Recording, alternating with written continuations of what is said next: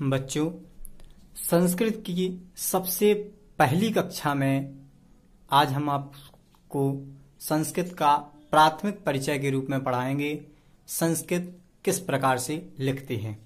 तो संस्कृत लिखने पर ऐसे सभी शब्द जिनके अंत में छोटा आ, छोटी ई या छोटा ऊ हो, अगर हम ऐसे कोई भी शब्द लिखते हैं तो उन शब्दों के अंत में विसर्ग लगाते हैं।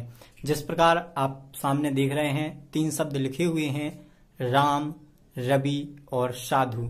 इन तीनों के अंत में क्रमशः छोटा आ, छोटी ई और छोटा ऊ है, अतः हमने इनके अंत में विसर्ग लगाया है। नंबर 2, ऐसे शब्द जिनके अंत में बड़ा आ, बड़ी ई या बड़ा ऊ हो, इनको हम संस्कृत में लिखते हैं तो इन्हें ज्यों के त्यों लिखते हैं। जैसे रमा, नदी और बधु। आप इन 3 शब्दों में देखेंगे क्रमशः इनके अंत में बड़ा आ, बड़ी ई और बड़ा ऊ है। इसलिए ये शब्द अगर संस्कृत में लिखे जाएंगे तो बिल्कुल ज्यों के त्यों लिखे जाएंगे। नंबर 3, ऐसी सभी वस्तुएं जिनके अंत में छोटा आ हो तो हम उनके लिए मां शब्द का प्रयोग करते हैं। जैसे पुस्तकम, फलम। लेकिन अगर ऐसी वस्तुएं हैं जिनके अंत में बड़ा आ या बड़ी ई या बड़ा ऊ है तो उन्हें हम संस्कृत में ज्यों का त्यों लिखेंगे। जैसे नीचे आप देख रहे हैं, लेखनी, नौका। प्राथमिक परिचय को आगे बढ़ाते हुए सबसे पहला टॉपिक है, उसका नाम है पुरुष। पुरुष को हम इस प्रकार से परिभाषित करते हैं, वे सभी वस्तुएं या व्यक्ति जो कार्य करे। एक बार पुनः सुने, वे सभी वस्तुएं या व्यक्ति जो कार्य करे या जिनके बारे में बात की जाए वे पुरुष कहलाती हैं। उदाहरण के रूप में आप दे सकते हैं, जैसे पहला उदाहरण लिखा हुआ है, फल गिरता है और छात्र पढ़ता है। तो उपर्युक्त दोनों वाक्यों में हम देखेंगे कि दोनों कर्ताओं के द्वारा किसी कार्य का संपादन किया जा रहा है। जैसे फल गिर रहा है और छात्र पढ़ रहा है, अर्थात दोनों कर्ता हैं। तो इस प्रकार से ये दोनों पुरुष हुए। और दूसरे जो नीचे वाक्य लिखे हुए हैं उनमें यह पुस्तक है, वह घोड़ा है। तो नीचे के दोनों वाक्यों में कार्य न करके केवल उनके बारे में बात की गई है, अतः यह पुस्तक और घोड़ा ये दोनों भी क्या है, पुरुष। तो इस प्रकार से फल, छात्र, पुस्तक और घोड़ा ये संस्कृत में पुरुष के अंतर्गत आते हैं। पुरुष 3 प्रकार के होते हैं। नंबर 1 प्रथम पुरुष, नंबर 2 मध्यम पुरुष और नंबर 3 उत्तम पुरुष। सबसे पहले हम उत्तम पुरुष के बारे में पढ़ेंगे। उत्तम पुरुष के अंतर्गत केवल 3 कर्ता सम्मिलित होते हैं। जैसे अहम, अहम माने मैं, आवाम, आवाम यानी हम दोनों, वयम यानी हम सब। क्रमशः एक वचन करता, द्विवचन करता और बहुवचन करता। अहम, आवाम, वयम, मैं, हम दोनों, हम सब। इसी प्रकार मध्यम पुरुष में भी केवल 3 कर्ता ही सम्मिलित होते हैं। त्वम अर्थात तुम, युवाम अर्थात तुम दोनों, यूयम यानी तुम सब। क्रमशः एक वचन करता, द्विवचन करता और बहुवचन करता। त्वम, युवाम, यूयम, तुम दोनों, तुम सब। इसके बाद जो प्रथम पुरुष होता है उसको हम इस प्रकार से देखेंगे कि उपरोक्त 6 सर्वनामों को छोड़कर, यानी उत्तम पुरुष के 3 कर्ता और मध्यम पुरुष के 3 कर्ता, यानी उपरोक्त 6 सर्वनामों को छोड़कर शेष सभी सर्वनाम, जैसे यह हुआ, वह हुआ, सब हुए, अर्थात ऊपर लिखे हुए 6 सर्वनामों को छोड़ दिया जाए तो जितने भी सर्वनाम बचते हैं, नाम, किसी भी व्यक्ति का अगर नाम लिख दिया जाए तो वो हमारा प्रथम पुरुष होता है। सभी वस्तुएं, जीव जंतु, यहां तक कि भगवान यानी कि आप शब्द।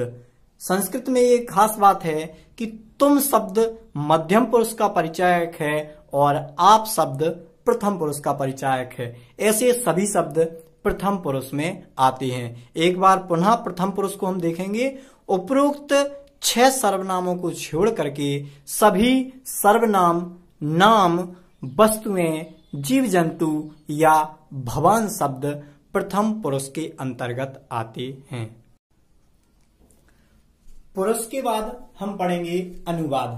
अनुवाद में जैसे लिखा हुआ है, हिंदी वाक्यों का संस्कृत में अनुवाद करने पर वाक्य के कर्ता के पुरुष और वचन अनुसार क्रिया में लकारों के शब्द जोड़ दिए जाते हैं। संस्कृत में लकार 5 प्रकार के होते हैं।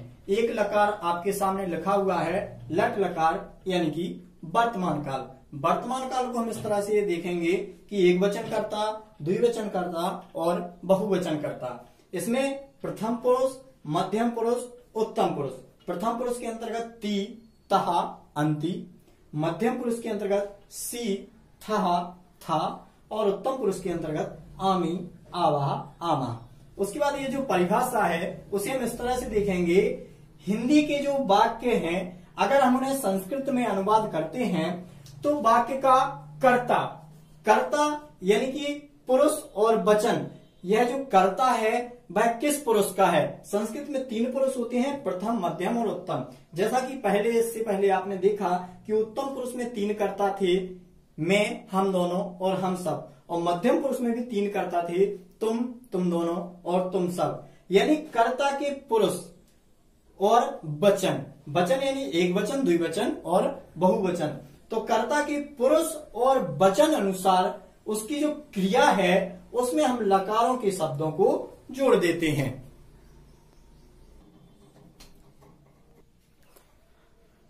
अब आपके सामने 9 हिंदी में वाक्य लिखे हुए हैं और इनका हमें संस्कृत में अनुवाद करना है। तो सबसे पहले हमें कुछ शब्दार्थ चाहिए जिनको हम संस्कृत में लिख सकते हैं। तो एक बार पुनः हमने जो पुरुष लिखे हुए थे उनको हम देखेंगे इस प्रकार से। तो सबसे पहले हम देखेंगे कि मैं का माने होता है ये रहा मैं, यानी कि अहम माने होता है मैं। हमने कुछ देर पढ़ा था उत्तम पुरुष के अंतर्गत ये 3 कर्ता, मध्यम पुरुष के अंतर्गत ये 3 कर्ता, तो उनकी मदद से हम लिख सकते हैं। इसके बाद लिखा हुआ है तुम, तुम ये रहा तुम अर्थात तुम यानी तुम। तो इसके बाद वह, सहा माने होता है वह। चूंकि ये प्रथम पुरुष के अंतर्गत आता है इसलिए इसका शब्दार्थ अभी हमने नहीं लिखा है। उसके बाद हम दोनों, ये रहा हम दोनों। आवाम यानी हम दोनों। तुम दोनों, ये रहा युवाम यानी तुम दोनों। वह दोनों, ताओ माने होता है वह दोनों। हम सब, वयम यानी हम सब, ये रहा वयम यानी हम सब। तुम सब, यूयम यानी तुम सब, ये रहा यूयम यानी तुम सब। और अंत में लिखा होगा वह सब, तो ते माने होता है वे सब। अब ये जो क्रियाएं हैं इन क्रियाओं को हम देखेंगे तो लगभग एक सी क्रियाएं हैं। पठ माने होता है पढ़ना, गम गच्छ यानी होता है जाना, गम माने होता है जाना, गम के रूप गच्छ से बनते हैं। क्रीड माने होता है खेलना। यही तीनों क्रियाएं बार बार हैं, पठ यानी पढ़ना, गच्छ यानी जाना और क्रीड यानी खेलना। इसी प्रकार पठ माने पढ़ना, गच्छ माने जाना और क्रीड माने खेलना। अब एक बार हम पुनः अपना वाक्य इसको पढ़ेंगे। हिंदी वाक्यों का संस्कृत में अनुवाद करने पर, ये रहे हिंदी वाक्य, इनको हम संस्कृत में अनुवाद कर चुके हैं। क्या है? वाक्य के कर्ता, कर्ता यानी कि हमारा ये जो कर्ता है कि पुरुष और वचन। तो पुरुष और वचन, सबसे पहले क्या लिखा हुआ है? अहम। अहम यानी कौन सा पुरुष है? उत्तम पुरुष। और कितने कर्ता है? मैं यानी कि एक वचन। तो उत्तम पुरुष का एक वचन कर्ता। पुरुष और वचन के अनुसार क्रिया में लकारों के शब्द। लकार हमारा ये रहा वर्तमान काल। वर्तमान काल में क्या लिखा है? हमारा कौन सा पुरुष है? उत्तम पुरुष और एक वचन। तो ये रहा उत्तम पुरुष और ये रहा एक वचन। उत्तम पुरुष और एक वचन की क्रिया में क्या लिखा हुआ है? आमी। तो लकारों के शब्द काय में जोड़ दे दिए जाते हैं? क्रिया। क्रिया क्या है?